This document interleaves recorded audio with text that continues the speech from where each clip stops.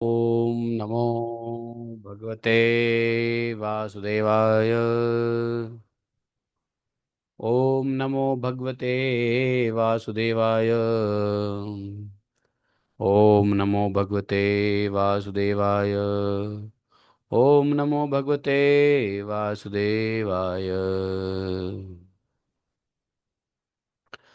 नारायणं नमस्कृत्यं नरं चैवं नरोत्तमं देवीं सरस्वतीं व्यासं ततो जयामुदीरये। नष्टप्रायस्वभद्रेषु नित्यं भागवतसेवया भगवत्युत्तमश्लोके भक्तिर्भवति नैष्ठिकी। ॐ जन्मान्धस्य तन्वयादितरतः चौर्थे स्वः विज्ञाश्वराट् तेने ब्रह्महृदयादिकवये मुह्यन्ति यत् सूर्यः तेजो वारिमृदां यथा विनिमयो यत्र तिसर्गो अमृषाम् धाम्नाय सदा निरस्तकुहकं सत्यं परमं धीमहि धर्मः प्रोजितकैतवत्र परमो निर्मत्सराणां शतम् वेद्यं मातृवस्तु शिवदं तापत्रयोन्मूलनं श्रीमद्भागवत महामुनिकृते किं वा परडेश्वरः सद्यो हृदयकृतभिः शुश्रूभिः तत्क्षणात् निगमकल्पतरोर्गलितं फलं सुखमुखाद् द्रवितसंयुतं पिबत भागवतं रसमालयं मुहुरहो रसिका भूय भावुकाः।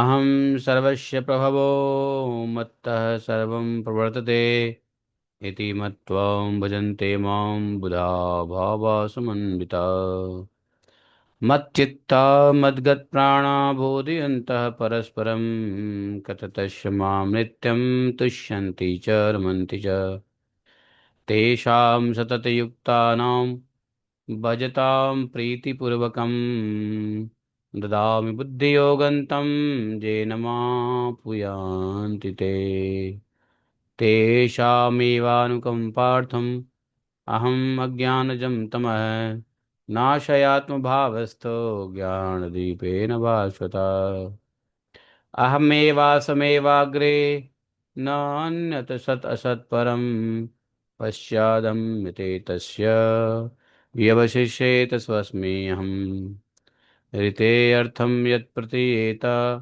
न प्रतीयेत चात्मनि तद्विद्यादात्मनो मायां यथा भासो यथात्मः यथा महान्ति भूतानि भूतेषु चावचेष्वनु प्रविष्टान्यन्यप्रविष्टानि तथा तेषु न तेष्वहम् एतावदेव जिज्ञास्यं तत्त्वजिज्ञासुनात्मनः अन्यव्यतिरेकाभ्यां यत्सात् सर्वत्र सर्वदा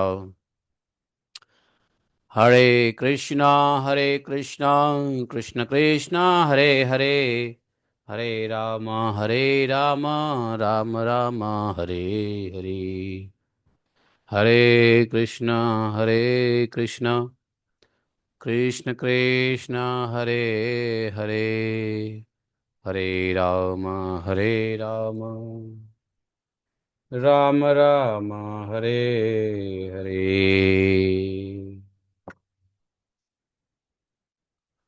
बोले ग्रंथराज श्रीमद् भागवत महापुराण की जय। शिला व्यासदेव भगवान की जय। शिला सुखदेव गोस्वामी महाराज की जय। शिला सुखदेव गोस्वामी महाराज की जय। शिला सुत गोस्वामी की जय। अनंत कोटि वैष्णव भक्त वृंद की जय। अनंत कोटि वैष्णव गुरु वृंद की जय। जय जय श्री राधे श्याम। तो आज सबके लिए एकादशी है। शुक्ल आषाढ़ एकादशी ब्रह्मयोग विष्टि भद्र कर्ण बवकर्ण दिन शनिवार आषाढ़ का महीना। और ये जो महीना है, अभी जो आज का डेट है 25 तारीख, तो ये है Devshayani Ekadashi. Fasting begins from 5:40, पारण का टाइम 5:40 टू 10:11 टुमारो। आज एकादशी सबके लिए। वैसे एकादशी की तिथि तो 11:30 तक ही है, लेकिन एकादशी पूरे दिन होंगी। व्रत तो पूरे दिन होने वाले हैं। ठीक है। तो आज एकादशी के दिन हम लोग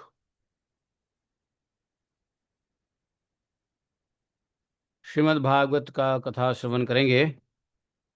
और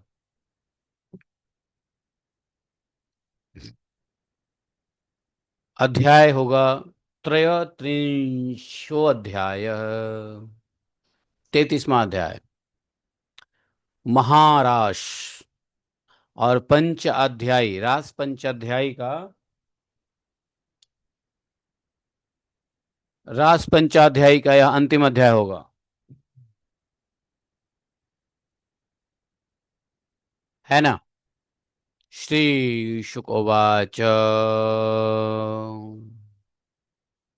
इत्थं भोगवतो गोप्यः श्रुत्वा वाचः शुपेशलाः जुहुविरहजं तापं तदंगोपचिताशिषः।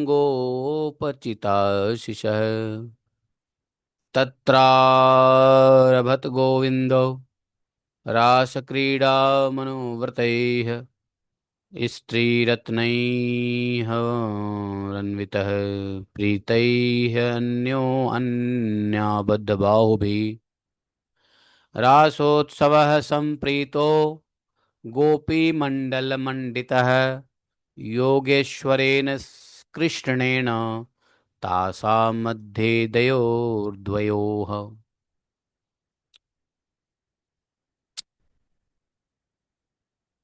प्रवृष्टेन गृहीतानां कण्ठे स्वनिकण्टकं स्त्रियः इयं मन्येरन्नभस्तावद् विमानशतसङ्कुलं दिवौकसां सदाराणामौ शोक्यापहृतात्मनाम्।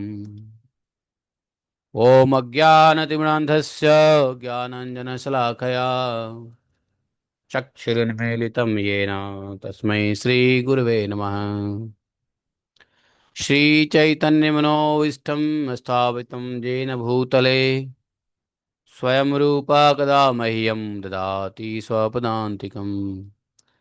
वन्देऽहं श्रीगुरोः श्रीयुतपत्कमलं श्रीगुरोणवैष्णवांश श्रीरूपं साग्रजातं सहगणरघुनाथान्वितं तं सजीवं साद्वैतं सावधूतं परिजनसहितं श्रीकृष्णचैतन्यदेवं श्रीराधाकृष्णपादान् सहगणललिता श्रीविशाखान्वितांश्च। हे कृष्ण करुणा सिंधो दीनबंधो जगतपते गोपेश गोपिका कांतम राधा कांतम नमस्तुते। तप्त कांचन गौरांगे राधे वृंदावनेश्वरी वृषभानुसुते देवी प्रणमामि हरिप्रिये।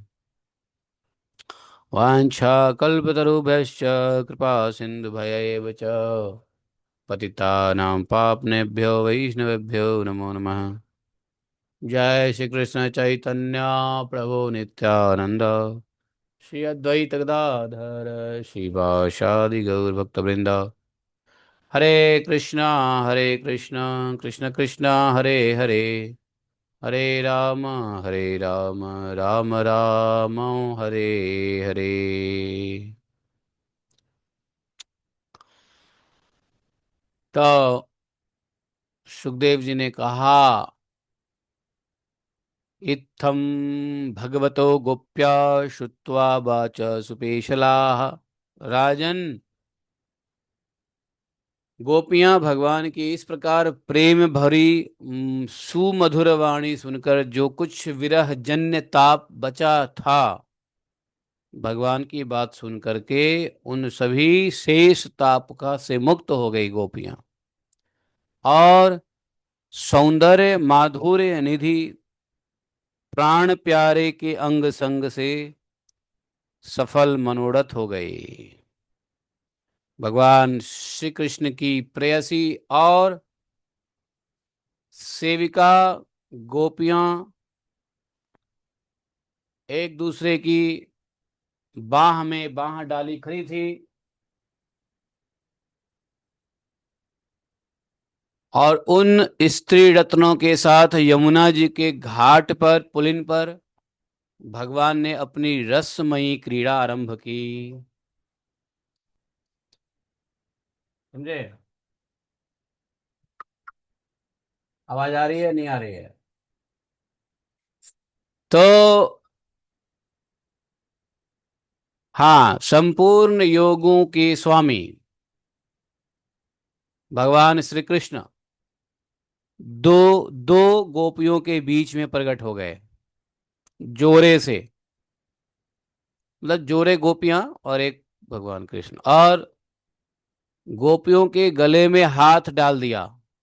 भगवान के दो हाथ हैं, इसलिए दो गोपियों के बीच में एक प्रकट हुए थे। दो गोपी के गले में हाथ डाला और स्वयं अकेले। इस प्रकार एक गोपी और एक गोपी और एक कृष्ण, दो गोपी एक कृष्ण, ऐसा क्रम था। सभी गोपियां ऐसा अनुभव करती थी कि हमारे प्यारे तो हमारे पास ही हैं।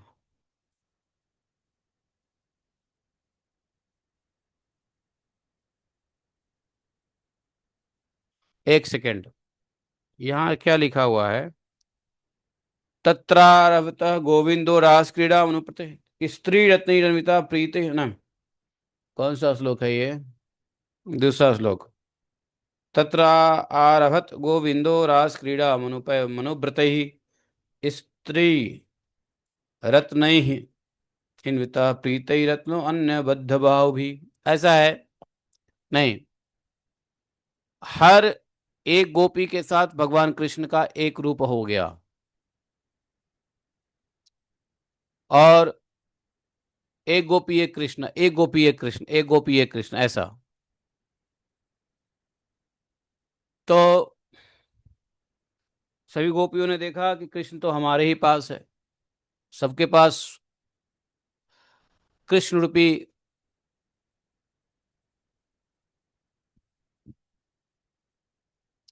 भगवान है ही। सब अनुभव करने लगी कि हमारे प्यारे कृष्ण तो हमारे पास ही है। इस प्रकार सहस्त्र सहस्त्र गोपियों से, हजारों हजार गोपियों से शोभायमान भगवान श्री कृष्ण का दिव्य रास उत्सव प्रारंभ हुआ। आकाश में सैकड़ों विमानों की भीड़ लग गई। सभी देवता अपने अपने पत्नियों के साथ आ गए देखने के लिए रास उत्सव। कोई भी देवता और उनके पत्नी का मन वश में नहीं था, उत्सुकता से सब देखने के लिए आए। लेकिन रास देख सकते हो, रास में भाग नहीं ले सकते, इसलिए सब ऊपर विमान पे बैठ के देख रहे हैं। स्वर्ग में भी दुदुम्बिया बजी और स्वर्ग के पुष्पों की वर्षा होने लगी। स्वर्गीय पुष्पों की वर्षा, जो स्वर्ग के पुष्पक है, पुष्प फूल हैं। गंधर्वगण अपनी अपनी पत्नियों के साथ भगवान के निर्मल यश का गान करने लगे।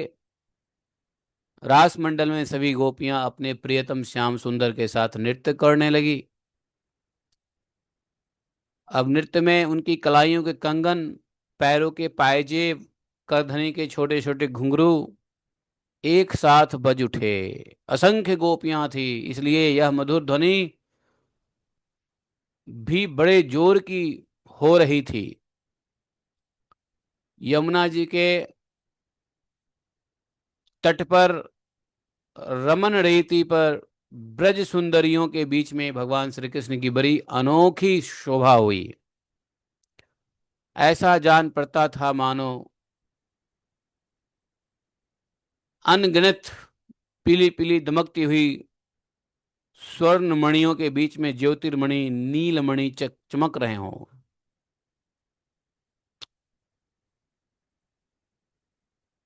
नृत्य के समय गोपियां तरह तरह से ठुमुक ठुमुक कर अपने पांव कभी आगे बढ़ाती तो कभी पीछे हटा लेती, कभी गति के अनुसार धीरे धीरे पांव रखती तो कभी वेग से जोर से, कभी चाक की तरह घूम जाती तो कभी अपने हाथ उठा उठा कर भाव बताती, तो कभी भिन्न विभिन्न प्रकार से उन्हें चमकाती हाथों को,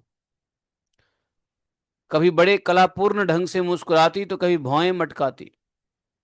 नाचते नाचते उनकी पतली कमर ऐसी लचक जाती मानो टूट गई हो। रास डांस प्रारंभ हुआ।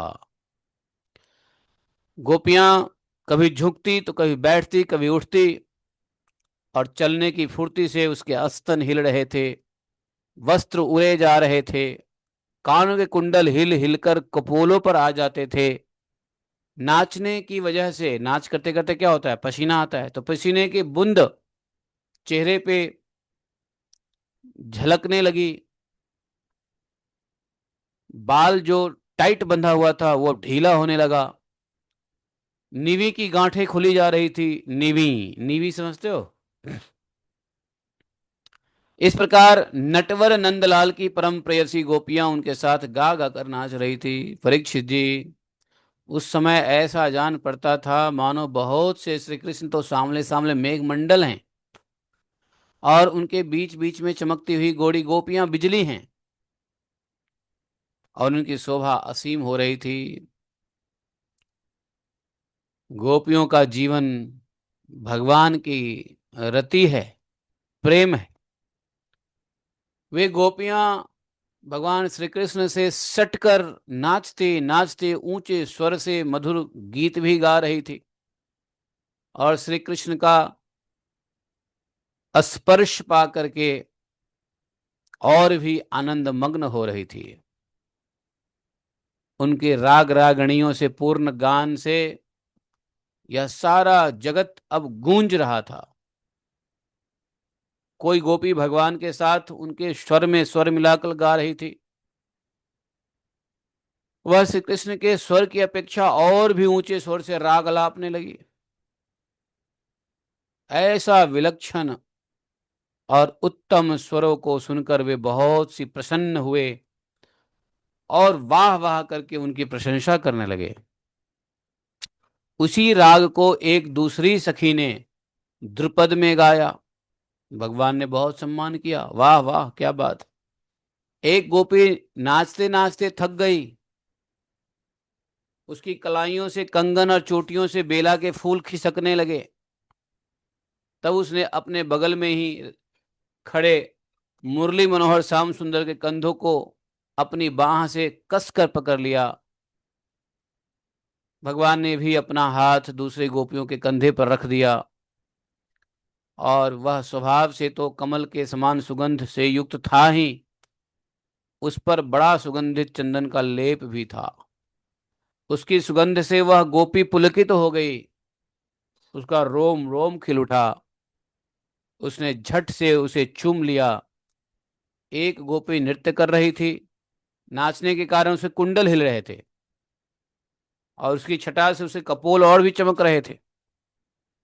गाल, उसने अपने गालों को भगवान श्री कृष्ण के गाल से सटा दिया, और भगवान ने उसके मुंह में अपना चबाया हुआ पान दे दिया।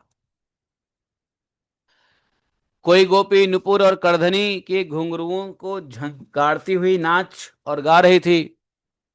वह जब बहुत थक गई तब उसने अपने बगल में ही खड़े श्याम सुंदर के शीतल कर कमलों को अपने दोनों स्तन पर रख लिया। और परीक्षित जी, गोपियों का सौभाग्य भैया लक्ष्मी जी से भी बढ़कर है। लक्ष्मी जी के परम प्रियतम एकांत बल्लभ भगवान श्री कृष्ण को अपने परम प्रियतम के रूप में पाकर गोपियां गीत गाती, गायन करते हुए खूब नृत्य विहार करने लगी। भगवान श्री कृष्ण को उनके गले भगवान कृष्ण ने उनके गले को अपने भुज पाश में बांध रखा था, और उस समय गोपियों की बड़ी अपूर्व शोभा हो रही थी। उनके कानों में कमल के कुंडल शोभायमान थे, घुंघराले अलके कपोलों पर लटक रही थी।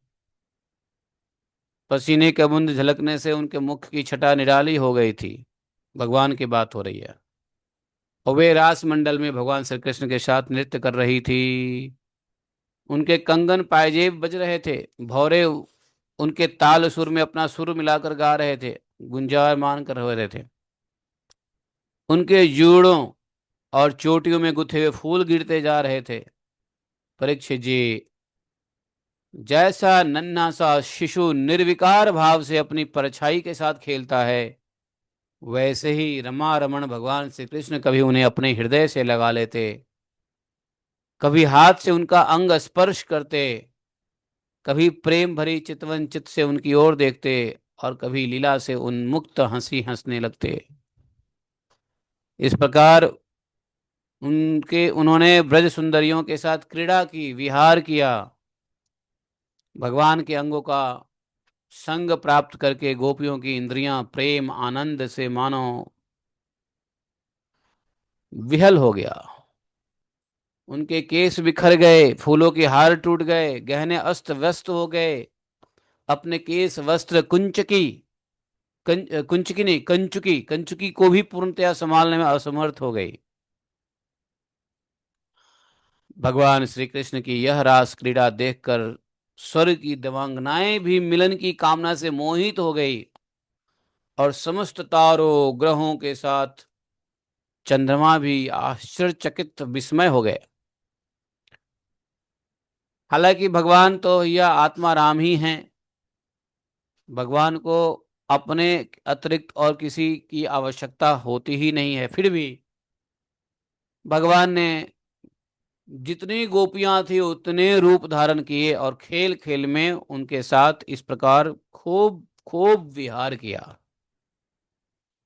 तब करुणामय भगवान श्री कृष्ण ने अपने प्रेम बड़े प्रेम से खुद स्वयं सुखद अपने कर कमलों के द्वारा उनके मुंह पोछे, जो पसीना से लथपथ था। भगवान के कर कमल और नख स्पर्श से गोपियों को बड़ा आनंद हुआ। उन्होंने अपने उस गालों के सौंदर्य से, उन गालों के सौंदर्य से, कपोलों के सौंदर्य से, जिस पर सोने की कुंडल झिलमिला रही थी और घुंघराली अलके लटक रही थी, तथा उस प्रेम भरी चितवन से, जो सुधा से भी मीठी मुस्कान से उज्जवल हो रही थी, भगवान श्री कृष्ण का सम्मान किया और प्रभु की परम पवित्र लीलाओं का गान करने लगी। इसके बाद क्या हुआ? नृत्य के बाद क्या होता है? आदमी थक जाता है। थके हुए गजराज जैसे हाथी थक जाए तो किनारों को तोड़ता हुआ हथनियों के साथ जल में घुसकर क्रीड़ा करता, वैसे ही लोक और वेद की मर्यादा का अतिक्रमण करने वाले भगवान ने अपनी थकान दूर करने के लिए गोपियों के साथ जल क्रीड़ा के उद्देश्य से यमुना के जल में प्रवेश किया।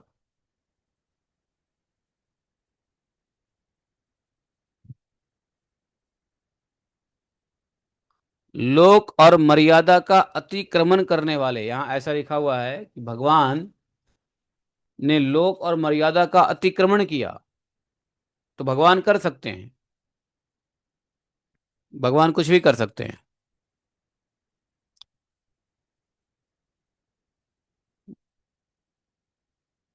ताभि युतः श्रमं पोहितुं तुमंग संग घृष्टस्त्रजः सह कुछ कुंकुमरतम जिम कोरम जिताया गंधर्वपालिभिः अनुद्रुत आविशद्वा शांतो गजिभिः विराडि विभिन्नस्ते सेतु।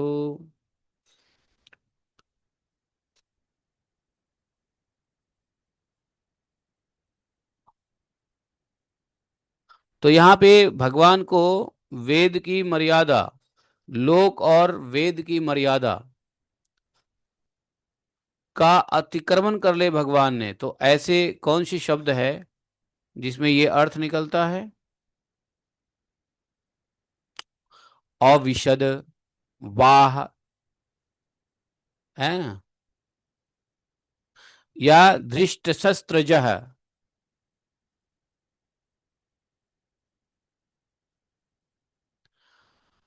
इस प्रकार से भगवान ने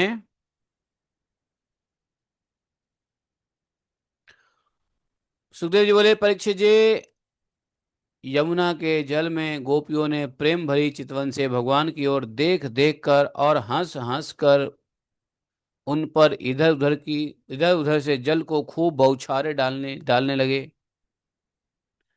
जल उलिच उलिच कर खूब उन्हें नहलाया। विमानों पर चढ़े हुए देवता पुष्पों की वर्षा करके उनकी स्तुति करने लगे। इस प्रकार यमुना जल में स्वयं आत्माराम भगवान श्री कृष्ण ने गजराज के समान जल विहार किया। इसके बाद भगवान श्री कृष्ण ब्रज युवतियों और भंवरों की भीड़ से घिरे हुए यमुना तट के गार्डन में गए, बगीचे में गए, उपवन में गए। वह उपवन बड़ा रमणीय था। कौन सा उपवन था? नहाने के बाद कौन से उपवन में गए? निधि वन। उसके चारों ओर जल, और जल में बड़ी सुंदर सुगंध वाले फूल खिले थे। उनकी उनका सुगंध लेकर मंद मंद वायु चल रही थी। उसमें भगवान इस प्रकार विचरण करने लगे जैसे मदमत्ता गजराज हथनियों के झुंड के साथ घूम रहा हो। परीक्षित जी, शरद की वह रात्रि जिसके रूप में अनेक रात्रियां पुंजीभूत हो गई थी, बहुत सुंदर थी। चारों ओर चंद्रमा की बड़ी सुंदर चांदनी, पूर्णिमा की रात्रि थी। काव्यों में शरद ऋतु की जिन रस सामग्री का वर्णन मिलता है वो सबसे युक्त था, सभी सामग्रियों से युक्त था। उसमें भगवान श्री कृष्ण ने अपनी प्रेयसी गोपियों के साथ यमुना के पुलिन, यमुना जी और उस उनके आसपास जितने भी उपवन है विहार किया। एक बात का स्मरण रखनी चाहिए कि भगवान सत्य संकल्प हैं,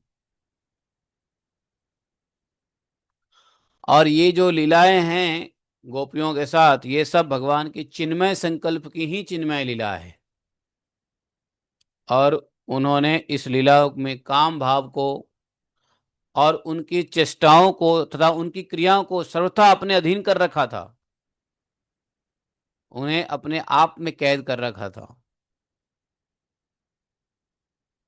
रासलीला हो रहा है लेकिन काम भाव नहीं है। जो काम भाव कामदेव प्रदान करते हैं वो नहीं।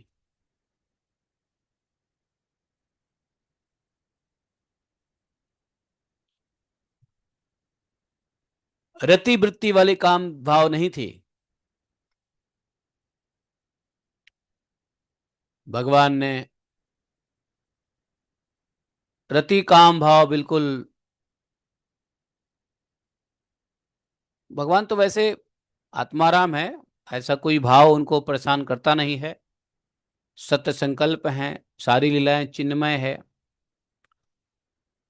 तो ये सब काम भाव जो है इस लीला में भगवान ने सर्वथा अधीन कर रखा था, या ये कह दो कि काम भाव या रति काम दोनों भगवान को कुछ बिगाड़ ही नहीं सका। उन्हें अपने आप में कैद कर रखा था। काम यदि काम को किसी ने कैद किया है तो भगवान ने ही किया है। एक बार कामदेव ने भगवान को भी चैलेंज कर दिया कि आप भी बचेंगे नहीं। माना कि मैं आप ही का पुत्र हूं, लेकिन आप भी मुझसे नहीं बच सकते। भगवान ने कहा, देख, तू पुत्र है तो पुत्र ही रह, क्यों बाप से पंगा ले रहा है? कोई बेटा पिताजी से चैलेंज कर दे कि मैं आपका पुत्र हूं, फिर भी मैं आपसे अधिक आप मुझसे बच नहीं सकते, मैं आपको भी बेवकूफ बना दूंगा। तो पिता हंसेगा, बता कैसा बालक है। कामदेव तो भगवान के ही बनाए हुए हैं, भगवान के ही पुत्र हैं कामदेव। और कामदेव ने इस संसार में किसी को छोड़ा नहीं, चाहे ब्रह्मा हो, चाहे शिव हो, चाहे इंद्र हो, चाहे वरुण हो, चाहे अग्नि हो, चाहे कोई हो। देवताओं को नहीं छोड़ा, देवादिदेव ब्रह्मा जी को नहीं छोड़ा, देवादिदेव शिव जी को नहीं छोड़ा। तो काम का अधिकार भगवान के ऊपर नहीं चलता, क्योंकि भगवान स्वयं ही सर्व काम है। और ये जो कामदेव है भगवान के ही तो पुत्र हैं, भगवान के ही बनाए हुए हैं, पुत्र भी बने हैं, प्रद्युम्न। तो इस प्रकार से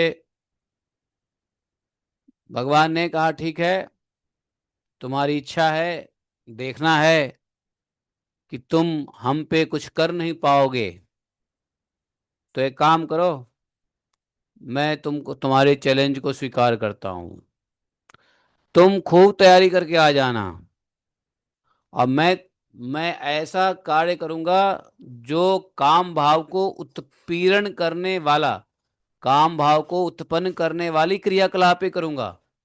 जगह भी ऐसा होगा जो काम भाव को बढ़ाने वाला होगा, मौसम ऐसा होगा जो काम भाव को और बढ़ाने वाला होगा।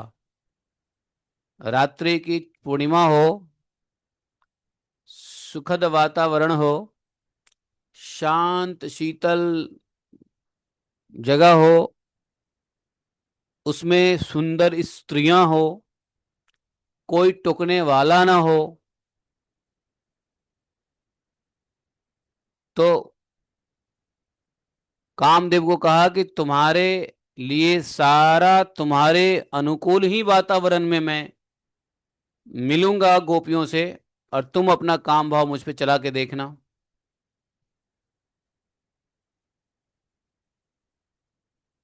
भगवान के ऊपर कुछ नहीं चला। कामदेव समझ गए कि भैया सबको हम झुका सकते हैं, कृष्ण को नहीं झुका सकते। तब कामदेव ने अपनी कनिष्ठता स्वीकार की, और भगवान के ही पुत्र के रूप में भगवान की सेवा में आ गया। नहीं तो कामदेव किसी को नहीं छोड़ते। भगवान ने कामदेव के लिए सारी व्यवस्था कर दी। फूलों की सैया मान लो, सुगंधित इत्र, चांदनी रात, कोई टोकने वाला नहीं, सुंदर स्त्रियां। फिर भी इतना कुछ सहयोगी वातावरण उपलब्ध कराने के बावजूद भी भगवान को काम कुछ बिगाड़ नहीं पाया। अर्थात काम को, कामदेव को कैद कर लिया था। कामदेव की जितनी भी चेष्टाएं होती है, वो सब भगवान ने कैद कर लिया, अपने अधीन कर लिया।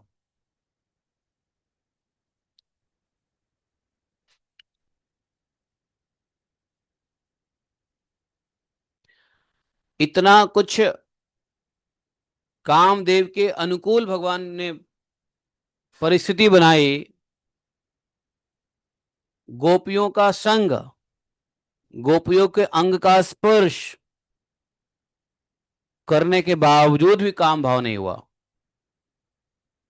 इतना भगवान ने काम के वृत्तियों का अधीन, अपने अधीन कर लिया था, काम के वृत्तियों को। समझे? तो ये कामदेव ने भगवान की परीक्षा ली।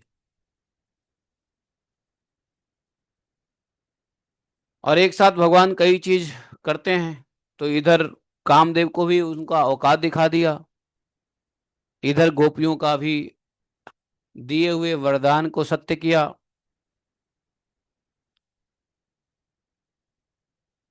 परीक्षित जी ने यहाँ पे एक प्रश्न किया है। परीक्षित जी ने पूछा है, संस्थापनाय धर्मस्य प्रशमायित तरस्य च अवतीर्णो हि भगवान सेन जगदीश्वर स कथम धर्म सेतु नाम वक्ता कर्ता विलक्षिता प्रतीपम आचरद ब्राह्मण परदाराभि मर्षणम आप्त कामो यदुपति कृतवान वै जुगुप्सितम किम भी प्राय एतम नः संशयम छिंदि शुभ्रत। सुखदेव महाराज को बोले, गुरुदेव एक संशय है। इतना सुनने के बाद बोले, क्या संशय है?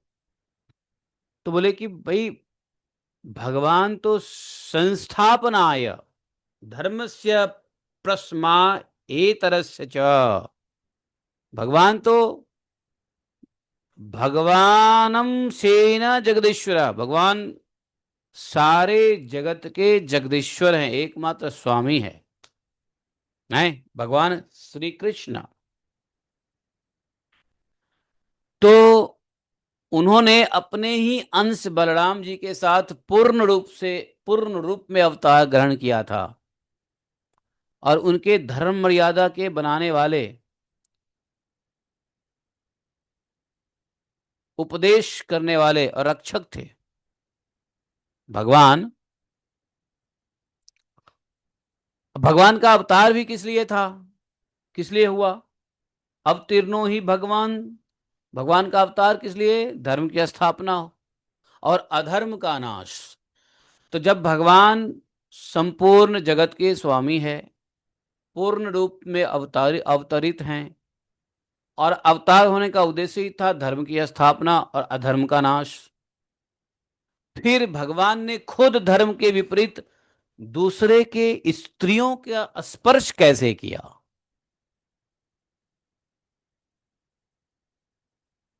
ये प्रश्न किसका है? परीक्षित जी का है। ये कोई धर्म है पर स्त्री का स्पर्श करना? धर्म रक्षक भगवान, धर्म स्थापक भगवान, धर्म अधर्म नाशक भगवान खुद ऐसा अधर्म कैसे कर सकते हैं? पर स्त्रियों को स्पर्श किया।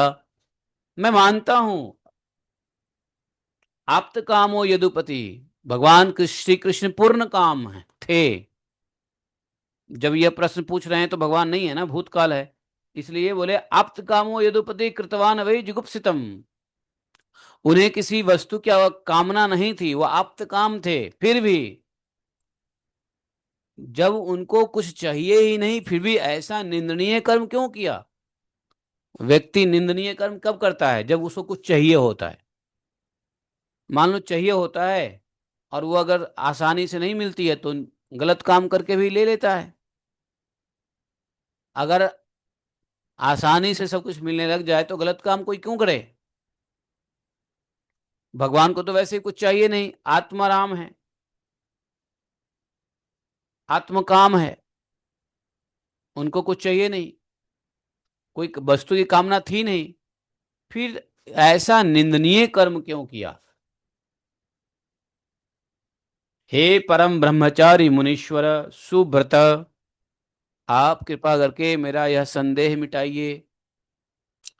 ये संदेह सभी अज्ञानियों को हो सकता है जो भागवत के स्टूडेंट नहीं है, जो भगवत धर्म में नहीं है, जो भगवान की लीलाओं का अंतःवही कारण नहीं जानता है, भागवत नहीं सुनता है। उनके लिए भी यह प्रश्न है कि भगवान भगवान है तो पर स्त्री के साथ, तो भैया शूद्र को भी पर स्त्री के साथ नहीं जाना अलाउड है, तो भगवान कैसे पर स्त्री के साथ संपर्क किया, स्पर्श किया, क्यों, कैसे?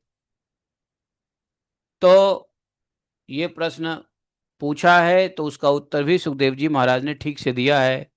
हम सबको ठीक से सुनना चाहिए, और जिनको यह डाउट है उनको भी सुनना चाहिए।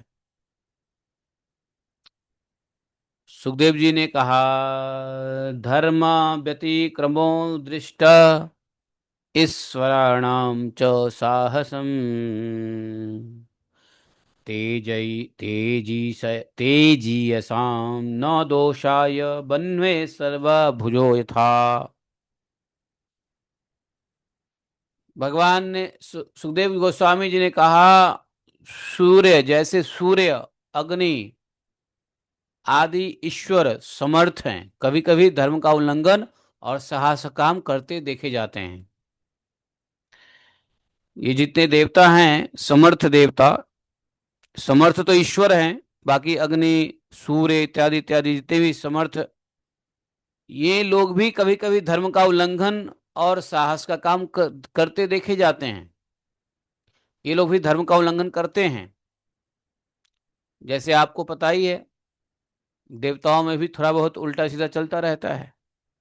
इंद्र ने देखो किस प्रकार से क्या क्या किया, इंद्र ने कौन कौन से पाप ना किए हैं, किन किन धर्मों का उल्लंघन नहीं किया, सभी धर्मों का उल्लंघन किया। सूर्य, अग्नि, वरुण, बुद्ध, बृहस्पति, सब।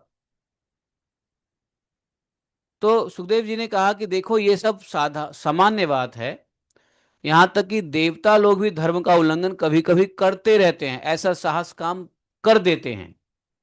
लेकिन उस धर्म के उल्लंघन करने से उन कामों में उन तेजस्वी पुरुषों का कोई दोष नहीं होता। उन कामों में, उन कामों से अर्थात उन कार्यों से, कार्य तो नहीं कह सकते हैं लेकिन काम कह सकते हैं। कार्य का मतलब होता है भगवान की प्रसन्नता के लिए जो कुछ किया जाए वो कार्य है। और काम जो होता है, काम वो होता है अपनी प्रसन्नता के लिए जो कुछ काम करते हैं, अपनी स्वार्थ के लिए, अपनी कुछ उम्मीद लालसा के लिए, धन इत्यादि के लिए, प्रतिष्ठा जन इत्यादि के लिए, तो काम होता है। लोग पूछते हैं ना, अरे कोई काम धाम है कि नहीं, तो काम धाम पूछने का मतलब क्या हुआ? कोई नहीं कहता है कोई कार्य, अरे कोई कार्य वार्य नहीं है, कार्य करो जाके, नहीं। या कोई नहीं कहता कर्म करो जाके, कर्म करो। तो कर्म का मतलब होता है वह कार्य जो भगवान को संतुष्ट करे, और काम होता है वह कार्य जो अपने इंद्रियों को संतुष्ट करे, उसको काम कहते हैं। तो सुखदेव गोस्वामी ने कहा कि ये देवता लोग भी कभी कभी धर्म का उल्लंघन करते हैं, साहसिक काम करते देखे जाते हैं। काम यहां पे कार्य या कर्म नहीं बताया है।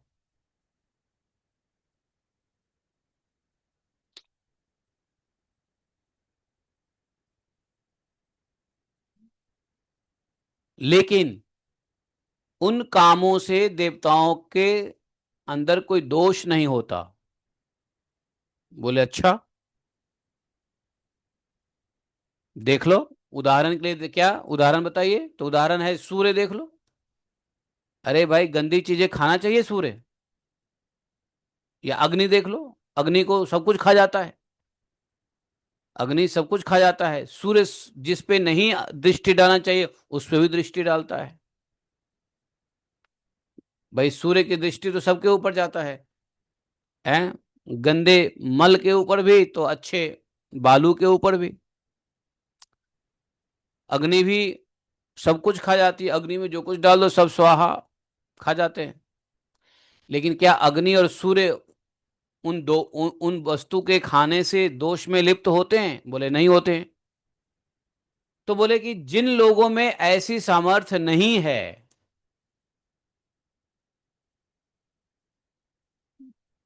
देवताओं में तो सामर्थ्य है, अग्नि में सामर्थ्य है कि सब कुछ खा करके भी उन पदार्थों का दोष नहीं लगता अग्नि को, है। लेकिन जिन लोगों में ऐसी शक्ति नहीं है कि गलत काम करके उसको पचा जाए, तो बोले कि गलत काम मन से भी नहीं करने चाहिए। मान लो हम गलत काम कर रहे हैं लेकिन हमको दोष लगेगा, ऐसा नहीं कि हम दोष से बच जाएंगे, तो ऐसे मन से भी वह काम नहीं करनी चाहिए, सोचनी भी नहीं चाहिए, शरीर से तो करना दूर रहा। यदि मूर्खतावश कोई ऐसा काम कर बैठे तो उसका नाश हो जाता है। असमर्थ व्यक्ति, इन एलिजिबल या इनकैपेबल, क्या बोलेंगे? इनकैपेबल, अनकैपेबल, क्या बोलेंगे? जो भी है, तो इनकैपेबल लोग यदि कोई ऐसा कार्य कर दे, जिस पदार्थ जो काम करे उसके दोष में ही वो उलझ जाए, तो उसका नाश हो जाता है। तो जो उस कार्य के करने के दोष में न उलझे, वह ऐसा कार्य कभी कभी कर देता है तो उसको कुछ बिगड़ता नहीं है। जैसे जहर कोई पचा सकता है तो पी सकता है, लेकिन जब कोई जहर पचा ही नहीं सकता तो क्यों पिएगा? हमें जहर पचाने आती नहीं तो हम पिएंगे तो मर जाएंगे। शंकर जी हलाहल विष पी लिया, तो वो समर्थ व्यक्ति हैं, उन्होंने विष पी लिया, समर्थ व्यक्ति हैं। लेकिन शंकर जी के अलावा कोई दूसरा पिए तो जल के भस्म हो जाए। तो इसलिए इस प्रकार से जो शंकर आदि ईश्वर हैं, अपने अधिकार के अनुसार उनके वचन को ही सत्य मानना और उसी के अनुसार आचरण करना चाहिए। उनके द्वारा किए हुए कार्य को नहीं करना चाहिए, उनके वचन को सत्य मान के कार्य करना चाहिए, वचन का पालन करना चाहिए, न कि उन्होंने जो कहा जो किया वो करना चाहिए।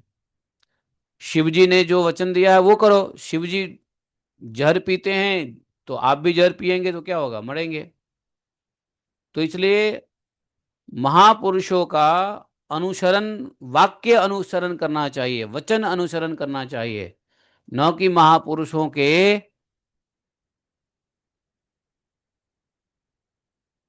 किए हुए कार्य का अनुसरण नहीं करना चाहिए। लेकिन उनके आचरण का अनुकरण तो कहीं कहीं किया ही जाता है। आचरण भी अनुकरणीय होता है, ऐसा नहीं है आचरण अनुकरणीय नहीं होता। तो आचरण अनुकरण करो, लेकिन कार्य जो कुछ किया वो अनुकरण करोगे तो गड़बड़ हो जाएगा। भगवान शिव का क्या आचरण है वह अनुकरण कर सकते हैं, लेकिन शिव जी ने जहर पी लिया ये अनुकरण नहीं किया जा सकता है। इसलिए बोला विद्वान विद्वान को चाहिए कि उनका जो आचरण उनके उपदेश के अनुकूल हो उसी को जीवन में उतारे। आचरण और उपदेश एक ही होना चाहिए। परीक्षित जी, वे सामर्थ्यवान पुरुष अहंकारहीन होते हैं, शुभ कर्म में उनका कोई सांसारिक स्वार्थ नहीं होता और अशुभ कर्म करने में अनर्थ नहीं, नुकसान नहीं होता है। अहंकारहीन समर्थ पुरुष की बात हो रही है। और ऐसे अहंकार मुक्त समर्थ, वे स्वार्थ और अनर्थ से ऊपर उठे होते हैं। जब उन्हीं के संबंध में ऐसी बात है तो पशु पक्षी मनुष्य देवता आदि समस्त चराचर जीव के एकमात्र प्रभु ईश्वर भगवान ही हैं, और उनके साथ मानवीय शुभ और अशुभ का संबंध कैसे जोड़ा जा सकता है? भगवान तो चराचर जीवों के एकमात्र सर्वेश्वर हैं, तो भगवान के साथ ये मानवीय शुभ अशुभ का संबंध कैसे जोड़ा जा सकता है? भाई दूसरे के पत्नी के साथ रास लीला करना, दूसरे की पत्नी का स्पर्श करना, ये तो शुभ अशुभ का, ये तो शुभ अशुभ मानवीय संबंध है, ये मानवीय सोच है। लेकिन भगवान तो भैया सबके ही सर्वेश्वर हैं, चाहे पक्षी हो, पशु हो, देवता हो, स्त्री हो, पुरुष हो। जिन भगवान के चरण कमलों के रज का सेवन करके भक्त लोग तृप्त हो जाते हैं, जिनके साथ योग प्राप्त करके उनके प्रभाव से योगी जन अपने कर्म के बंधन से निकल जाते हैं, और विचारशील ज्ञानी लोग जिनके तत्व का विचार करके उनके तत्व स्वरूप को हो जाते हैं और सभी कर्म बंधनों से मुक्त होकर स्वच्छंद विचरण करते हैं, वही भगवान अपने भक्तों की इच्छा से चिन्मय विग्रह प्रकट करते हैं, तो भला उनके कर्म बंधन की कल्पना कैसे हो सकती है? भाई भक्तों के लिए ही विग्रह बनाया है, भक्तों को के लिए ही ये लीला कर रहे हैं। तो जब भक्तों के इच्छा से भगवान चिन्मय विग्रह लेते हैं और भक्तों को इच्छा की पूर्ति करते हैं, भक्त ऐसा पहले से चाहता ही है कि भगवान हमारे साथ ऐसा व्यवहार करे, ऐसा मैं भगवान के साथ, तो भाई फिर भगवान कर्म बंधन में कैसे पड़ेंगे? उनमें कर्म बंधन की कल्पना हो ही नहीं सकती है। गोपियों के, उनके पतियों के और संपूर्ण शरीरधारियों के अंदर में कौन है? भगवान ही है। तो वही भगवान गोपियों के पतियों के अंदर में भी है, गोपियों के भी अंदर में ही है। सभी शरीरधारी जीव जंतुओं के अंतःकरण में भगवान आत्मा रूप से विराजमान है। वही भगवान सबके साक्षी है। अब भगवान परम पति है, वही तो अपना दिव्य चिन्मय विग्रह प्रकट करके यह लीला कर रहे हैं। भगवान जीवों पर कृपा करने के लिए ही अपने को मनुष्य रूप में प्रकट करते हैं और ऐसी लीलाएं करते हैं जिन्हें सुनकर जीव भगवत परायण हो जाए। ब्रजवासी गोपों ने भगवान श्री कृष्ण में तनिक भी दोष बुद्धि नहीं की। बोले क्यों? उसका एक और कारण बताया कि भगवान ने योग माया से सबको, सभी के पतियों को मोहित कर दिया, और ऐसा मोहित किया कि सबके पति यह सोच रहे हैं कि हमारी पत्नी हमारे पास ही है, गई तो है ही नहीं कहीं। भगवान ने ऐसा मोह माया चलाया। भगवान जो माया डालते हैं उसको योग माया कहते हैं। अब भगवान के बाद प्रकृति जो माया डालती है वो महामाया, वैष्णवी माया। और इस संसार के अंदर जो माया है वो है मोह माया। योग माया, वैष्णवी माया, मोह माया, मानुषी माया, भगवान का योग माया है। भगवान ने योग माया से सबको मोहित कर दिया। सबको महसूस हुआ कि मेरी पत्नी मेरे पास है। तो जब आपको आपकी पत्नी दिख रही है सामने, तो कौन दोष बुद्धि करेगा?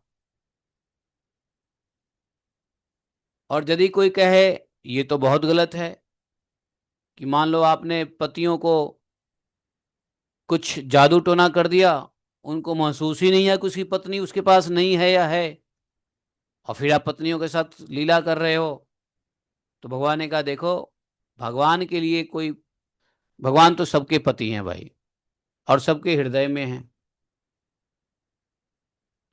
तो यदि भगवान गोपी से मिलते हैं तो स्वयं से मिलते हैं, क्योंकि घट घट में भगवान स्वयं है।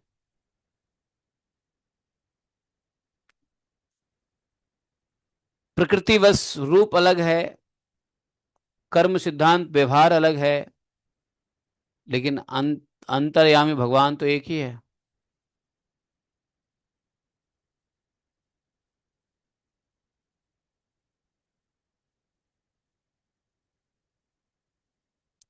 तो ब्रह्मा जी के, ये रास लीला कब तक हुई? बोले ब्रह्मा जी के रात्रि के बराबर वह रात्रि भगवान कृष्ण की आज्ञा से वे अपने अपने, मतलब ब्रह्म मुहूर्त आया, ब्रह्मा की रात्रि के बराबर वह रात्रि बीत गई। मतलब जो कृष्ण पूर्णिमा की रात, जो कार्तिक पूर्णिमा की रात्रि थी, वह रात्रि लोगों के लिए तो एक रात्र था, लेकिन उस रात्रि का, वह रात्रि कितने लंबा हुआ? ब्रह्मा जी जितना रात को सो जाते हैं ना, उतने बराबर। अर्थात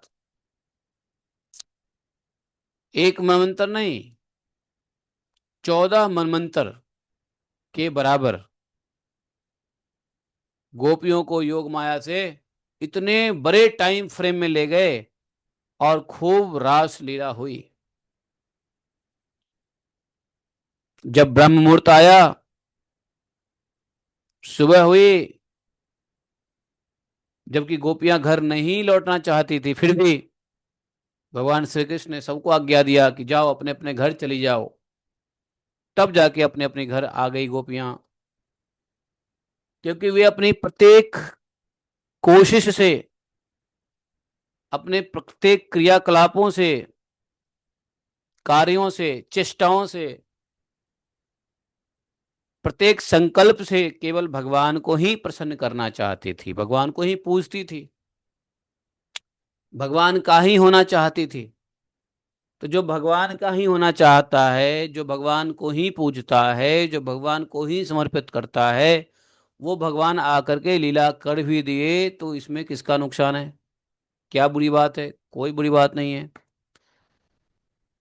नहीं। तो ये प्रश्न जो है, और देखो, गीता में भगवान ने कहा भी है कि देखो अर्जुन, मैं नहीं करते हुए भी करता हूं, मेरे लिए कुछ करने की आवश्यकता नहीं है, फिर भी मैं करता हूं। और जब करता हूं तो मुझ में क्रिया का, कर्म का कोई फल न लिप्यन्ते, ऐसा गीता में भगवान ने कहा है। तो एक तो हमें हमारे लिए कुछ करने की आवश्यकता नहीं, और आवश्यकता नहीं होने पर यदि मैं करता हूं तो भी करने का जो फल है, कर्तृत्व फल, वो हमें नहीं लगता है। न मे पार्थास्ति कर्तव्यम त्रिषु लोकेषु किंचन, नानवाप्तम आवप्तव्यम वर्त एव च कर्मणि। बोले कि न में पार्थ अस्ति कर्तव्यम, मेरे लिए कोई कर्तव्य है ही नहीं, कोई कर्म करने वाली की चीज है ही नहीं हमारे लिए, हमें कोई कर्तव्य करने की जरूरत नहीं है। तीनों लोकों में कहीं भी कोई कर्म करने की आवश्यकता नहीं है। अच्छा, न ही तीनों लोक में ऐसी कोई वस्तु है जो मुझे प्राप्त करना बाकी है। तीनों लोकों में जो कुछ भी है वो मेरा ही है, मैंने प्राप्त किया हुआ है। फिर भी मैं निरंतर कर्म में लगा रहता हूं।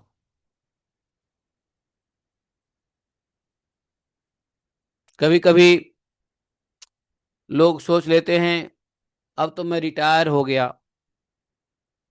अब तो गवर्नमेंट पेंशन देती है, अब हमने इतना कमा लिया है कि अब काम करने की आवश्यकता क्या है।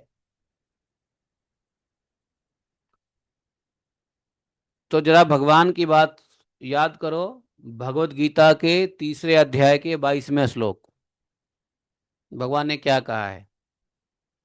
भगवान के पास ऐसी कोई तीनों लोक में वस्तु नहीं जो प्राप्य नहीं, भगवान के पास कोई कर्म कर्तव्य नहीं, फिर भी भगवान कहते हैं मैं कर्म में लगा रहता हूं। इसलिए सबको कर्म में लगे रहना चाहिए। कर्म मतलब क्या? भगवत कर्म। कर्म मतलब भगवान की प्रसन्नता के लिए किया जाए कर्म, वही कर्म है। जो संसार की प्रसन्नता के लिए कार्य किया जाए वो कर्म नहीं है भैया, वो काम है, काम धाम। तो यहां भगवान कहते हैं हम कर्म करते रहते हैं, मैं कर्म में लगा रहता हूं। इसलिए आपको जरूरत है तो कर्म तो करोगे ही, नहीं जरूरत है फिर भी कर्म करना चाहिए। जैसे भगवान को कुछ जरूरत नहीं है फिर भी कहते हैं मैं कर्म करता रहता हूं। इसलिए कभी किसी को बैठना नहीं चाहिए, कुछ न कुछ कार्य करते रहना चाहिए, कर्म करते रहना चाहिए। संसारिक काम कर लिया, संसारिक काम के साथ भगवत कार्य भी करते रहो, कर्म करते रहो, अपने कर्म।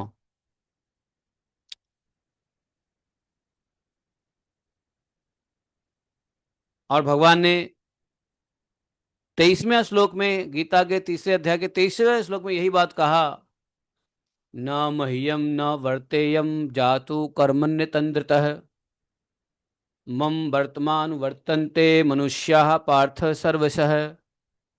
बोले कि सुनो, जब मैं कर्म करता हूं तो कर्म मुझे लिप्त नहीं करते, अर्थात कर्म के फल में मेरा मैं नहीं बंधता। भगवान ने इसको एक जगह नहीं कहा है, बहुत इंपॉर्टेंट बात भगवान ने गीता में कई जगह कहा है। तीसरे अध्याय के 23वें श्लोक में तो कहा ही है कि मम वर्तमान वर्तन्ते मनुष्या पार्थ सर्वशः, यदि न ही य- यदि मह्यम न वर्तेयम जातु कर्मण्य तंद्रतः। लेकिन चौथे अध्याय में देखो भगवान ने स्पष्ट रूप से कह दिया है, चौथे श्लोक में, नौ माम कर्माणि लिम्पन्ति नौ में कर्म फले स्पृहा। मुझे न तो किसी कर्म, कोई कर्म मुझे लपेटता है, न ही किसी कर्म के फल में मुझे कोई स्पृहा है। किसी कर्म के फल में मेरी कोई आसक्ति नहीं, कोई इच्छा नहीं, कोई अभिलाषा नहीं। हमें फल वल से कुछ नहीं लेना देना।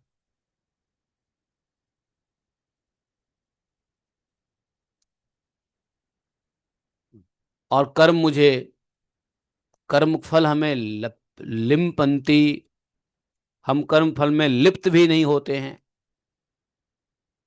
इति माम यो अभिजानाति, भगवान ने कहा यह बात इस प्रकार मुझे जो जानता है,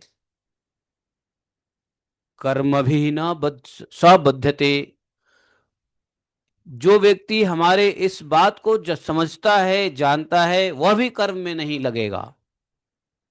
कितनी बड़ी गारंटी भगवान ने दे दी।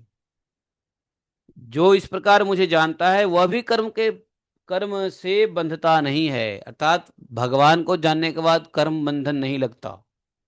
इसलिए भगवत ज्ञान, भगवान को कैसे जानेंगे? भगवत ज्ञान से भगवान को जाना जा सकता है। क्योंकि भगवान कह रहे हैं कि जो मुझे जानता है वह कर्म बंधन से मुक्त हो जाता है, इसलिए भगवत ज्ञान कर्म बंधन से मुक्त कर देता है। जो कर्म बंधन मुक्त होना बड़ा मुश्किल हो जाता है। और भगवान को जानने का तरीका क्या है? भगवत ज्ञान लेने का तरीका क्या है? क्या है? भगवान की कथा। इसीलिए गोपियों ने कहा था कि तव कथामृतम तप्त जीवनम, क्योंकि आपकी कथा से आपकी ज्ञान होती है, और आपका ज्ञान होने से कर्म बंधन का नाश हो जाता है। कर्म बंधन का नाश होता है तो इस संसार में, संसार चक्र से छुट्टी मिल जाती है। अरे कर्म का बंधन ही तो संसार में बांधता है। संसार में वापस लाने का कौन कारण है? कर्म बंधन। वह कर्म बंधन ही नाश हो जाएगा तो संसार चक्र से आदमी निकल जाएगा। संसार सरति नहीं बनेगा, संसार की प्रवाह से निकल जाएगा भगवत ज्ञान से। और ज्ञान होता है भगवान की कथा से, भगवान के उपदेश से, भगवान के वाणी से, अर्थात गीता भागवत से। सीधी सीधी बात करें, 100 बात की एक बात, तो गीता भागवत से, भगवान की कथा से भगवान को जानने को मिलता है। और जब भगवान को जान लेते हैं तो भगवान ने स्वयं कहा है गीता में, इति माम यो अभिजानंती अभिजानाति कर्म भी न नौ सह बध्यते। न सह उसको, बद्धते बांधता है, कर्म भी कोई भी कर्म उसको नहीं बांधता है। इति माम जो अभी जान आती। तो देखा, तो इंपॉर्टेंट बात गीता में भगवान कई जगह बोलते हैं। तो भगवान को क्या गोपियों के संग दूसरे के पत्नियों का स्पर्श करने से कोई कर्म बंधन लगेगा? भगवान ने कोई मन से अपनी कामना की थी, भगवान किसी कामना तो करते नहीं, आत्म काम है भगवान। भगवान को किसी अन्य से कोई काम नहीं है, अपने में ही आत्म काम है। तो कर्म का बंधन तो तब लगता है जब मन उसमें लगा हुआ हो। मन उसमें नहीं है और कर्म कर दिया तो कर्म बंधन नहीं लगने वाला। ये विज्ञान थोड़ा सा डीप है।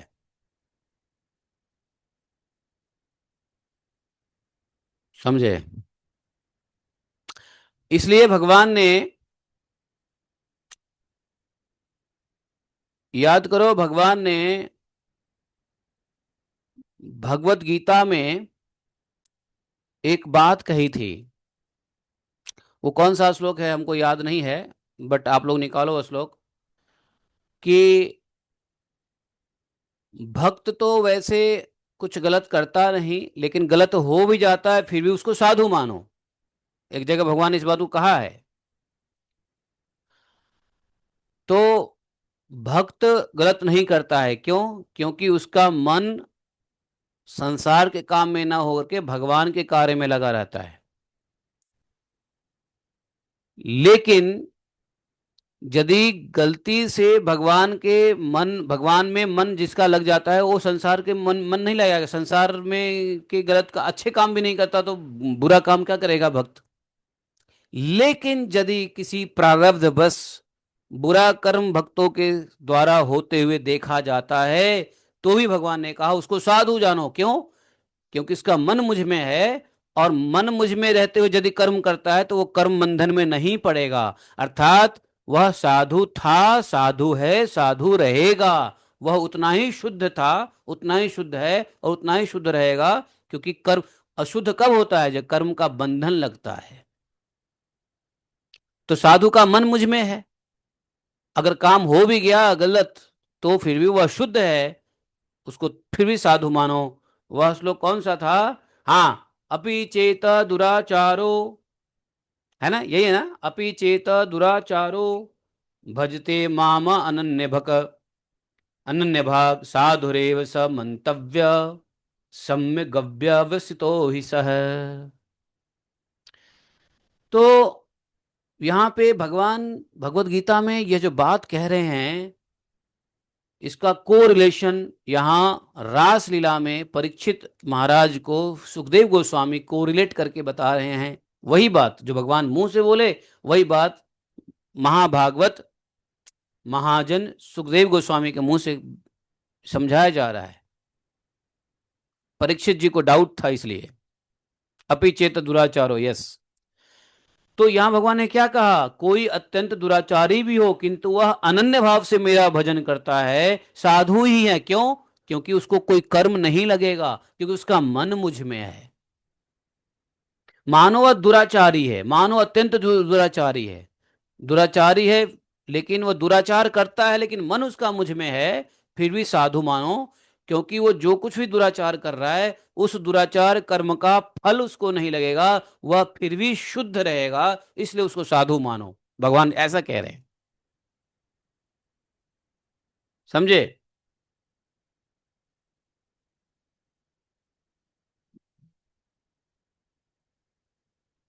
और ऐसा साधु भगवान ने कहा है कि कभी नष्ट नहीं होते। उसका अगला श्लोक देख लो। इसी के आगे श्लोक में कहा है, क्षिप्रम भवति धर्मात्मा शश्वच्छांति निगच्छति कौन्तेय प्रतिजानीहि न मे भक्त प्रणश्यति। हे अर्जुन, मेरा भक्त कभी नष्ट नहीं होता है। कौन्तेय, अर्जुन को कहा है। प्रतिजानीहि, ऐसा ठीक से जान लो। नौ में भक्त प्रणश्यन्ति, मेरा भक्त का कभी नाश नहीं होता है। निश्चित रूप से घोषणा कर दो, प्रतिजानीहि। क्योंकि वह दुराचारी भक्त जिसका मन मुझ में लगा है, एक तो भक्त दुराचार करेगा नहीं, यदि कर दिया दुराचार और उसका मन यदि मुझ में है, फिर भी वह क्षिप्रम भवति धर्मात्मा शाश्वत शांति निगच्छति, वह धर्मात्मा ही रहता है, शीघ्र धर्मात्मा हो जाता है। अगर दुराचारी हो गया फिर भी वो धर्मात्मा हो जाएगा बाद में। शीघ्र, अधिक नहीं, अधिक देर नहीं लगेगा, शीघ्र धर्मात्मा अलग हो जाएगा और अस्थाई शांति प्राप्त करेगा। देखा, इतना फायदा है मन को भगवान में लगाने का। अब कहते हैं कि मान लो कि जो व्यक्ति भगवान, जिस व्यक्ति का मन भगवान में लग गया, तो भैया दुराचारी क्यों होगा? तो दुराचारी जरूरी नहीं है इस जन्म के इच्छाओं से हो। भाई पूर्व जन्म की इच्छा ऐसी हुई है जो इस जन्म में फलीभूत होता है। अब पूर्व जन्म की इच्छाएं तो हमको पता नहीं, हमने कौन कौन सी इच्छाएं पूर्व जन्म में की है, कौन सी वासनाएं पूर्व जन्म से लेके आ रहे हैं। तो पूर्व जन्म की भी जो इच्छाएं और वासनाएं होती है, वो इस जन्म में आकर के फलीभूत होती है। इसलिए देखा जाता है कि भक्त कभी कभी दुराचारी हो जाता है, दुष्कर्म भी करता है, लेकिन यदि वह भक्ति में है, मन भगवान में लगा है, भगवान कहते हैं और शीघ्र ही शुद्ध हो जाता है। शीघ्र ही क्या होता है? क्षिप्रम भवति धर्मात्मा। क्षिप्रम, शुद्ध, क्षिप्रम मतलब शीघ्र, अति शीघ्र, अधिक, है ना? भवति धर्मात्मा अशश्वत शाश्वत अच्छन्ति निगच्छति। क्या करता है वो? अस्थाई शांति प्राप्त करता है भाई। तो अपने पूर्व जन्मों के ही प्रारब्धवश, प्रारब्धवश गलत कार्य हो जाते हैं, तो भगवान ने यही बात सुखदेव गोस्वामी ने कहा, जो भगवान ने कहा कि भाई भगवान आत्मा राम है, उनको किसी प्रकार की कोई कामना होती नहीं है और भगवान को करने की कोई आवश्यकता है भी नहीं। भगवान तो ये सब कर रहे हैं अपने भक्तों के ही प्रसन्न करने के लिए, गोपियों को ही प्रसन्न करने के लिए कर रहे हैं। तो कौन, रही बात गोपियों के पति की, तो पति को तो भगवान ने योग माया से एहसास कराया कि भैया हमारी पत्नी तो मेरे साथ ही है। दुनिया कहेगी नहीं, भगवान ने धोखा किया पतियों के साथ, पतियों की आंखों पे पर्दा डाल के भगवान ने उसकी पत्नियों के साथ रासलीला किया, ये गलत बात है। तो उनके लिए ये जवाब है कि भाई जो भगवान अंतर्यामी आत्मा सर्वात्मा के रूप में सबके अंदर है, वह किसी के साथ कुछ भी करे, क्या फर्क पड़ता है? इसलिए भगवान स्वतंत्र है, सर्वत्र है। अंतिम श्लोक में सुखदेव गोस्वामी महाराज कहते हैं, परीक्षित, जो धीर पुरुष ब्रज युवतियों के साथ भगवान श्री कृष्ण के इस चिन्मय रास विलास का श्रद्धा के साथ बार बार श्रवण वर्णन करता है, उसे भगवान के चरणों में पराभक्ति प्राप्त होती है। श्रद्धा के साथ साथ बार बार श्रवण करो, बार बार वर्णन करो। जो ऐसा करता है उसको भगवान के चरणों में पराभक्ति प्राप्त होती है, अपरा नहीं, पराभक्ति। और वह व्यक्ति, सुनने वाला, बोलने वाला, बहुत ही शीघ्र अपने हृदय के रोग, हृदय का रोग क्या है? हृदय का रोग है काम विकार। ये सारे काम हृदय में आते हैं, सारे काम विकार हृदय में आते हैं। तो हृदय के रोग काम विकार से छुटकारा पा जाता है और उसका काम भाव सर्वदा के लिए नष्ट हो जाता है। ऐसा ऐसा जो है कहा है अंतिम श्लोक में, समझे? भक्तिम परा भगवती प्रतिलभ्य कामम हृद्रो हृदो हृदो गमनाश्वपहितो नोत्य चिरेण धीर। लेकिन इसके लिए क्या करना पड़ेगा? श्रद्धान्वितो अनुशृणुयाद वर्णयेद वा। या तो सुनो या इसका वर्णन करो, कथा सुनो या कथा कहो। तो ये जो रास पंचाध्यायी है, उसका ये पांचवा अध्याय है। जानते हो, श्रीमद् भागवत में ये रास लीला के श्रीमद् भागवत में ये रास लीला के 5 अध्याय जो है वो उसे 5 प्राण माने जाते हैं। 5 अध्याय 5 प्राण माने जाते हैं। भगवान श्री कृष्ण की परम अंतरंग लीला, निज स्वरूप भूता गोपिकाओं और आह्लादिनी शक्ति श्री राधिका जी के साथ होने वाली भगवान की दिव्य अति दिव्य क्रीड़ा इन 5 अध्याय में कही गई है। रास शब्द का अर्थ क्या है? रास किससे निकला है? रस से रास बना है। तो रस कौन है? रस क्या है? भगवान कृष्ण ही रस है। रसो वै सह, भगवान कृष्ण के लिए क्या कहा गया है वेदों में? रसो वै सह। तो जिस दिव्य क्रीड़ा में एक ही रस अनेक रसों के रूप में होकर अनंत रस का आस्वादन करते करें, एक रस ही रस समूह के रूप में प्रकट होकर खुद ही आस्वाद्य आस्वादक लीला धाम और नाना प्रकार के आलंबन एवं उद्दीपन के रूप में क्रीड़ा करें, तो उसका नाम है रास। रस जब किसी का आधार बना करके क्रीड़ा करते हैं तो उसको रास कहते हैं। तो वह आधान क्या है? आधार क्या है? लीला है, धाम है, आलंबन है, उद्दीपन है, गोपियां हैं, ये उनका रास नाम पड़ा। इसलिए वो हैं रस। लेकिन जिस उद्देश्य से, जिस भक्तों को प्रसन्न करने के उद्देश्य से उस भक्त के निमित्त जब क्रियाएं करते हैं तो वो रस रास हो जाता है। भगवान की यह दिव्य लीला भगवान के दिव्य धाम में दिव्य रूप से निरंतर होती रहती है। यह भगवान की विशेष कृपा से प्रेमी साधकों के हित के लिए कभी कभी अपने दिव्य धाम के साथ ही भूमंडल पर भी अवतीर्ण हुआ करती हैं। ये लीलाएं चलती रहती है गोलोक धाम में। लेकिन कभी कभी भूमंडल पर भी भगवान ऐसी लीलाएं करने आ जाते हैं, वो भी भक्तों के लिए, साधकों के लिए, साधकों के हित के लिए, जिसको देख सुन और गाकर स्मरण चिंतन करके अधिकारी भक्त लोग रस स्वरूप भगवान की इस परम रसमयी लीला का आनंद ले सके और स्वयं भगवान की लीला में सम्मिलित होकर अपने को कृत्य कृत्य कर सके। कहने का तात्पर्य यह है कि मान लो भगवान श्री कृष्ण रस हैं। अब वो रस कहीं भी जाए,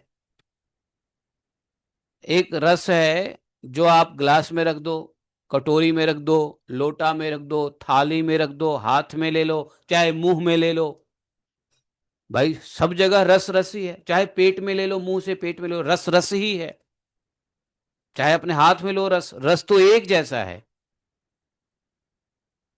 लेकिन जब वह रस अलग अलग रूपों में आता है, अलग अलग कार्य करते हैं रस, तो उसमें कहते हैं रास बन जाता है। जैसे द्रव्य के रूप में भगवान का रस क्या है? भगवान ने क्या कहा है? रसो अहम अप्सु कौन्तेय। तो रस एक ही है, पानी। पानी का बोला कि रसो हम अप्सु कौन्तेय। तो इस संसार में रस के रूप में भगवान सिर्फ पानी के रूप में है। लेकिन वही पानी रस जब वो इथेन मिथेन ब्यूटेन के साथ मिलता है तो दारू बन जाता है।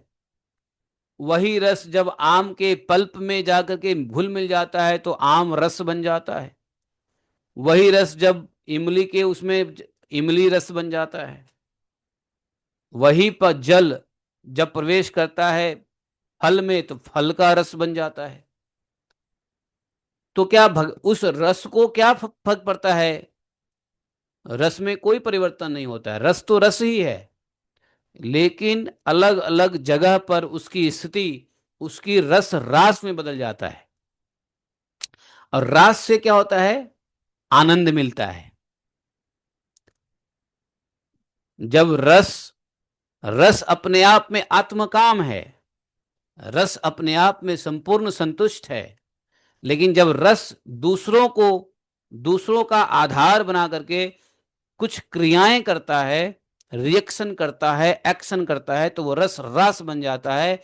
तो रास भक्तों के लिए, रास जल पीने वालों के लिए, दूध पीने वालों के लिए, सूप जूस रस पीने वालों के लिए, शरबत पीने वाले के लिए आनंद प्रदान करता है। सब में एक ही रस है, पानी,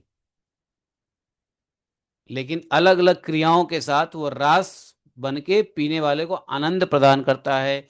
तो वही बात यहाँ पे कहा जा रहा है कि भगवान का रासमयी लीला, ये जो रसमयी लीला रास में जो हुआ, वो अधिकारी साधु, अधिकारी भक्त इसका आनंद ले सके, अनधिकारी नहीं, अधिकारी, और स्वयं क्या कर सके, भगवान की लीला में सम्मिलित होकर अपने को कृत कृत्य, अपने को धन्य कर सके।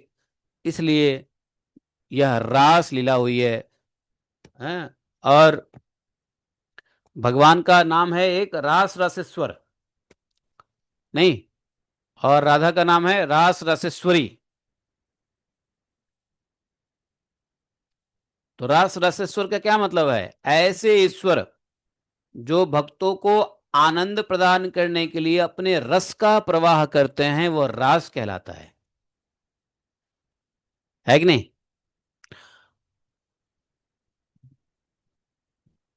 और जो व्यक्ति अपने, या जो व्यक्ति या भक्त कह लो, जो व्यक्ति भक्त अपने हाव भाव से, अपने नृत्य कला से, अपने हाथ और आंख पैर, अपने अंग की भंगिमा से भगवान के रस का आस्वादन लोगों को कराता है, उसको रसिया कहते हैं। रसिया समझ गए? रास, रस, रसिया, रसेश्वर, रसेश्वरी, रसास्वादन, रसानुभूति, रसामृत, है ना? तो ये रास कहते हैं, रास, रसिया, रसिया, रसिया, रसिया गीत, रसिया डांस। तो रास रसिया किसको कहते हैं? जो भगवत रस को अपने वाणी से प्रवाहित करे, उसको रसिया गीत कहते हैं। जो भागवत भगवान के रस को अपने हाथ पैर इंद्रियों से प्रवाहित करे, उसको रसिया नाच कहते हैं, रसिया डांस कहते हैं। मैं थोड़ी सी क्लैरिटी इसलिए दे रहा हूं कि भाई रस, रास, रसिया, ये सब समझो। आपने सुना होगा रसिया डांस, है? तो ऐसा डांस जिसमें भगवान का रस प्राप्त हो। भगवान वैसे रस बिखेरते हैं भक्तों को आनंद करने के लिए। तो अभी भी भगवान के उसी आनंदमयी क्रियाकलापों का यदि कोई अभिनय करके नाचे, तो उसको रसिया नाच या रसिया डांस कहते हैं, रसिया गीत कहते हैं। तो ये सब किस लिए होता है? ये सब इसलिए कि भक्त आनंद ले सके और स्वयं को भगवतमय कर दे, भगवान की लीला में स्वयं को सम्मिलित कर दे। और भगवान की लीला में स्वयं सम्मिलित कर देगा तो क्या हो जाए? कृत्य कृत्य धन्य हो जाएगा।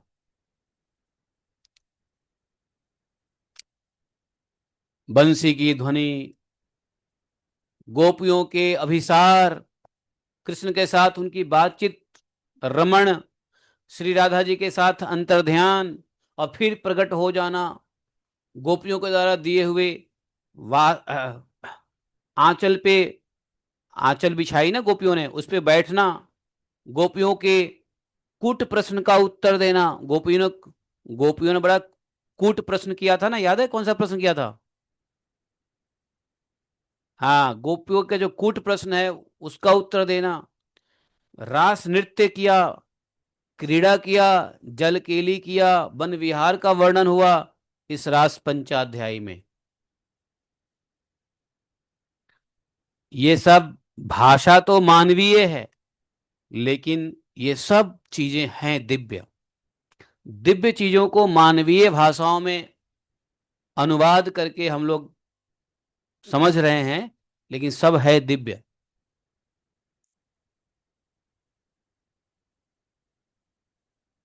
वैसे समय के साथ साथ लोगों की दिमाग भी भटकते रहते हैं, पलटते रहते हैं। अंतर्दृष्टि की कभी प्रधानता होती है, कहीं बाह्य दृष्टि की प्रधानता होती है। लेकिन आज का युग देखो, आज का युग जिसमें भगवान के दिव्य लीलाओं की तो बात ही क्या, स्वयं भगवान के अस्तित्व पर भी लोग विश्वास नहीं करते हैं कि राम यहाँ जन्मे थे, कृष्ण यहाँ आए थे, कृष्ण ने यह लीला की थी। इस पे भी लोगों को भरोसा नहीं है। भगवान की लीलाओं की बात तो छोड़ दो, भगवान के अस्तित्व पर लोगों को भरोसा नहीं है। ऐसी स्थिति में आज कलयुग के मनुष्य क्या भगवान की दिव्य लीला समझेंगे? जब भगवान का अस्तित्व नहीं समझ में आता है तो दिव्य लीला समझकर करेंगे भी क्या? अगर दिव्य लीला सुनेंगे तो उनको शंका होगी। और भगवान के दिव्य लीलाओं पे किसको शंका होती है? जिसको भगवान के अस्तित्व पे भरोसा नहीं है।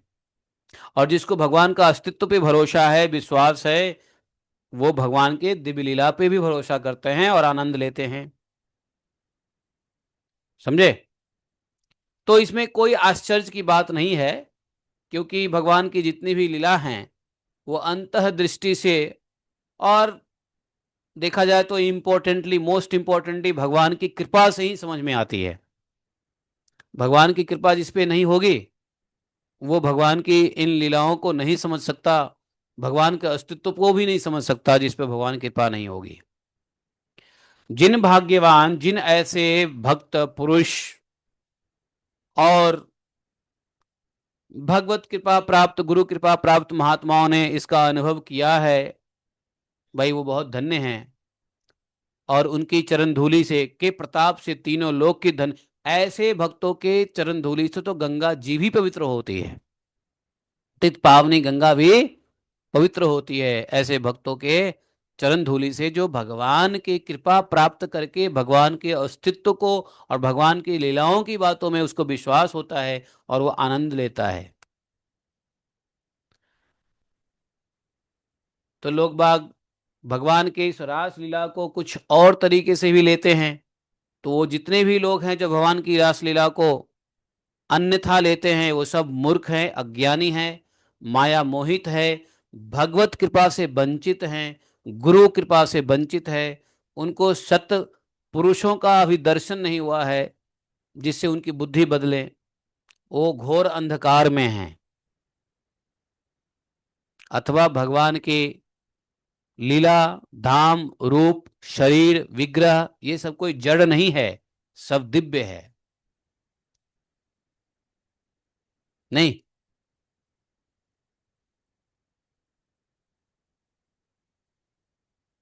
तो भगवान की लीलाओं में के लिए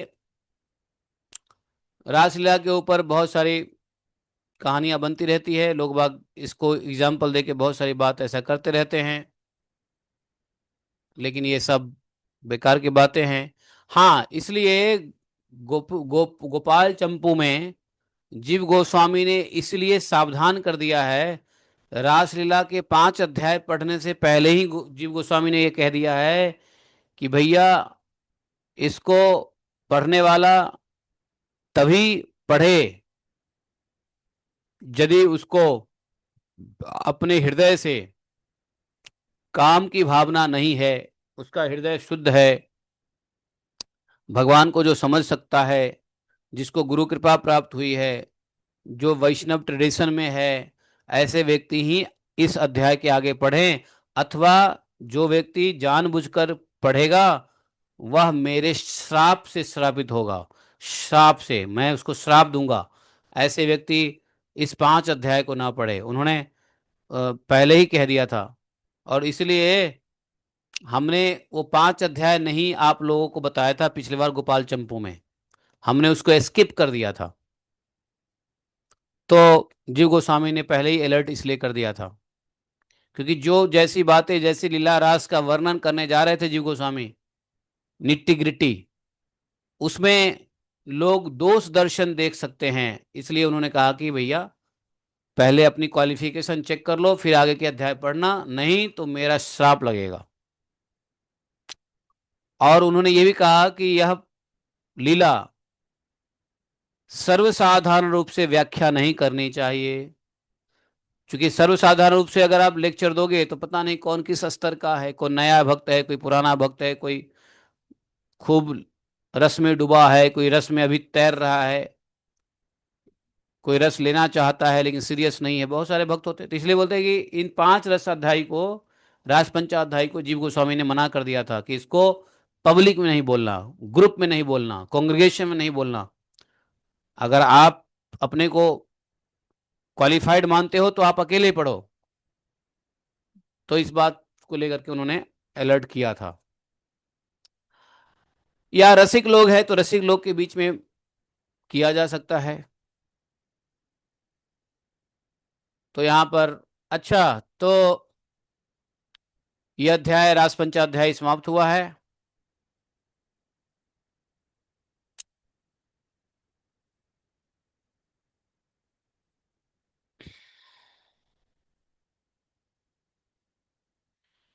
बोले ग्रंथराज श्रीमद् भागवतम की जय। एकम शास्त्रम देव की पुत्र गीतम, एको देवो देव की पुत्र एव, एकम मंत्रस्य तस्य नमानि यानि कर्मापि तस्य दिवस सेवा।